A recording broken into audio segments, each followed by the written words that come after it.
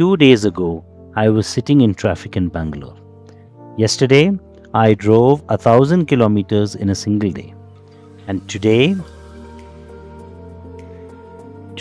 I found this.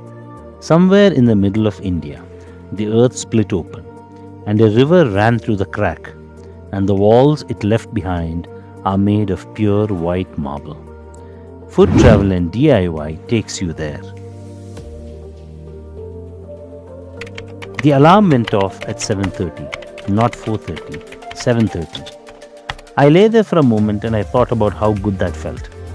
Yesterday was 1,000 kilometers. Yesterday was 16 hours and one very important plate of biryani. Yesterday was the hardest driving day of this entire journey. Today is different. Today is only around 300 kilometers, and today we breathe. I made chai at the Airbnb and I sat with it. I looked at the car through the window.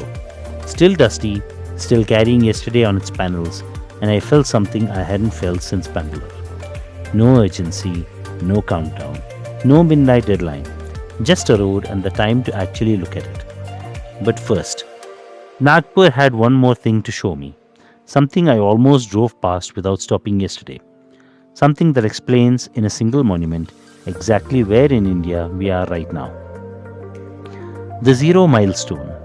It doesn't look like much at first. A modest colonial era monument. 4 stone pillars, 4 horses facing 4 directions. Easy to drive past, easy to miss. But stand here for a moment. This stone was placed here during British India by the Survey of India. Their task was to find the precise geographical center of this entire subcontinent and measure every road, every distance, every highway in India from this one fixed point. Kanyakumari, the southern tip of India, starts measuring from here. Srinagar in the north, same stone. Mumbai, Chennai, Kolkata. Every distance begins here. When you stand at this stone, you are standing at the exact center of India. I looked at the horse facing north. The horse pointed towards Jabalpur, towards Lucknow, towards the Nepal border, the direction I'm going. Fun fact, the Zero Milestone in Nagpur was established by the British Survey of India to mark the geographical center of the Indian subcontinent. 4 horses face the 4 cardinal directions, the north, south, east and west. Road distances across British India were officially measured from this single reference point. Nagpur remains the only city in India to hold this designation. And I thought, I've driven to the heart of India and I'm driving out through the top of it. How extraordinary is that? Back on NH44, the same highway, the same direction, but a completely different feeling. Yesterday I was chasing a midnight deadline. Today I set the cruise control at 90 instead of 100. That's one small number. 10 fewer kilometers per hour felt like a completely different kind of drive. Slower, quieter, like I finally had permission to actually see the road instead of just covering it. And the road, as it turned out, had quite a lot to show me. Nagpur disappeared in the mirror. The city let go, and something else began.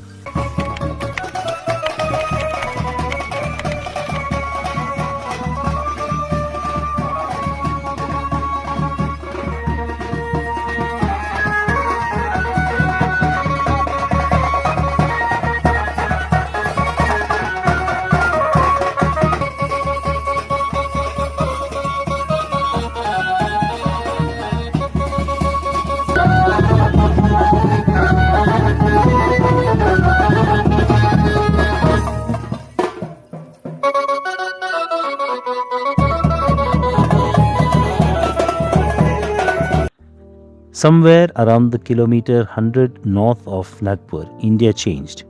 The flat orange Deccan Plateau, which had been my constant companion since Bangalore, 1,200 kilometers of it, quietly began to fold. Gentle hills, trees, real ones, not the scattered thorn bushes of the plateau. Full, dense, ancient forest. And the road? The road did something it hadn't done in 2 full days.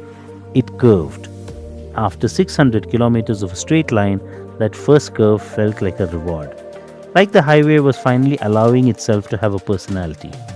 This is where you cross into the edge of central India, where the Vindhya and the Satpura mountain ranges begin. where the landscape stops being a highway and starts being a destination. And somewhere in the forest lives a story most people don't know is Indian. The forests along this stretch of NH44 sit at the edge of India's most famous ecosystems, the Kanha Tiger Reserve. Kanha sal forests, bamboo groves, and meadows inspired the British author Rudyard Kipling to write The Jungle Book.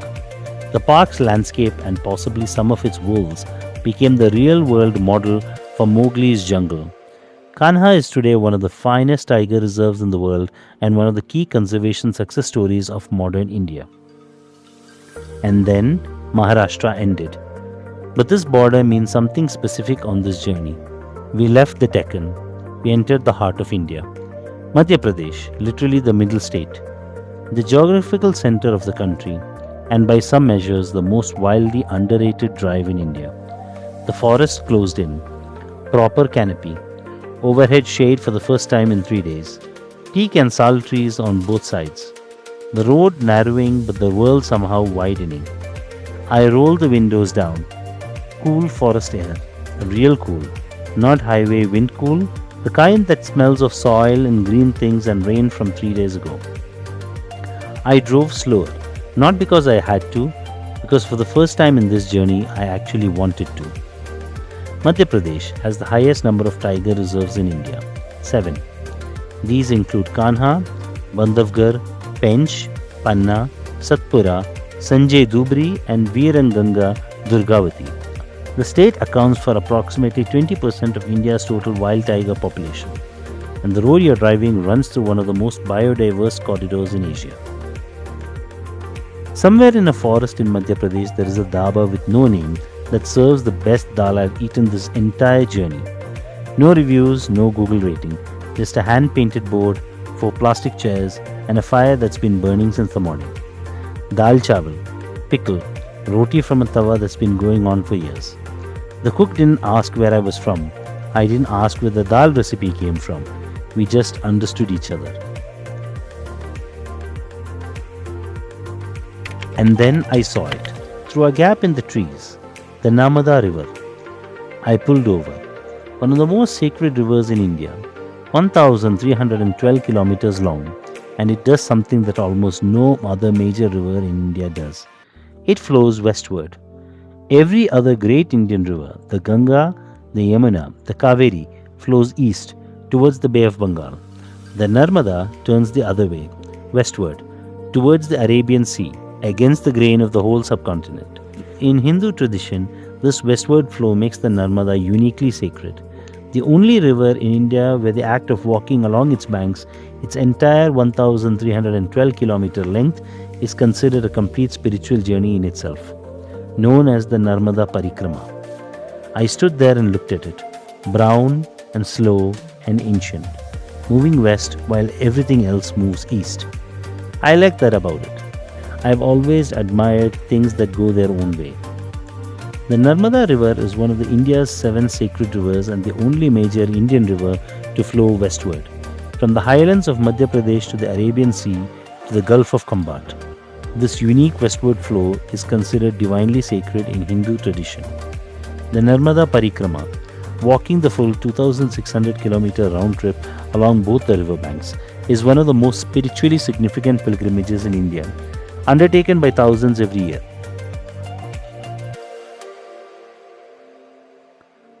I had seen photographs of Bhedaghat. I had watched clips on YouTube. I thought I was prepared. I was not. Nothing, absolutely nothing, prepares you for the first time the boat moves into the gorge. The white marble walls rise 30 meters on both sides. The Narmada between them is black and still and perfect, and the reflection of the white cliffs in the dark water makes it impossible to tell where the marble ends and the river begins. I sat in that boat and I did something I almost never do. I stopped talking to myself. I stopped planning the next shot. I stopped thinking about episode 4. I just looked. For 20 minutes, the Narmada took us through the oldest marble gorge in India, and every bend revealed new arrangement of light and stone and water that will never exist in exactly that way again. Bhedaghat, the most beautiful place I did not know existed until today. If this journey is giving you something, if any part of this is making you want to pack a bag and just go, please subscribe right now, because this series is far from over. Every episode has a moment like this one. A moment I didn't plan. A moment that only happened because I started driving. Subscribe, hit the bell, come along for every one of them. Okay, now back to the marble. The marble gorge at Bhedaghat was formed over millions of years as the Narmada River carved through ancient marble deposits in the Vindhya mountain range. The marble here, streaked with black, rose and grey, is geologically related to the same marble found in Rajasthan's Makrana quarries, which supplied the stone for the Taj Mahal. The gorge extends for approximately 3 kilometers and the cliffs rise to 30 meters. 5 minutes walk from the marble gorge and the Narmada becomes something completely different. Dhuandhar. In Hindi, Dhua means smoke, Dhar means cascade, the smoke cascade. When you stand at the edge, you understand the name immediately. The water hits the rocks below with enough force to create a permanent mist. Not spray, mist.